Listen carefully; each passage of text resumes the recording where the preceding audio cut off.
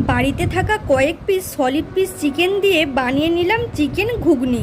এটা বানানোর জন্য প্রথমে আলু আর মটরগুলোকে লবণ দিয়ে সেদ্ধ করে নিলাম। এবার কড়াইতে সরষের তেল দিয়ে তাতে শুকনো লঙ্কা, তেজপাতা, গোটা জিরে ফোড়ন দিয়ে দিলাম। এবার একে একে পেঁয়াজ কুচি, আদা রসুন বাটা দিয়ে ভালোভাবে কষিয়ে চিকেনের পিসগুলো দিয়ে দেব। এটা আমি আগের থেকে কেটে লবণ মাখিয়ে রেখেছিলাম। এবার চিকেনগুলোকে ভালোভাবে ফ্রাই হয়ে গেলেই কেটে রাখা টমেটো দিয়ে ভালো করে নাড়াচাড়া করে নেব। কিন্তু তার আগে তোমরা কে কোথা থেকে আমার ভিডিওটা দেখছো প্লিজ কমেন্ট করে জানিও, কিন্তু আমি অবশ্যই তোমাদের কমেন্টের রিপ্লাই করব।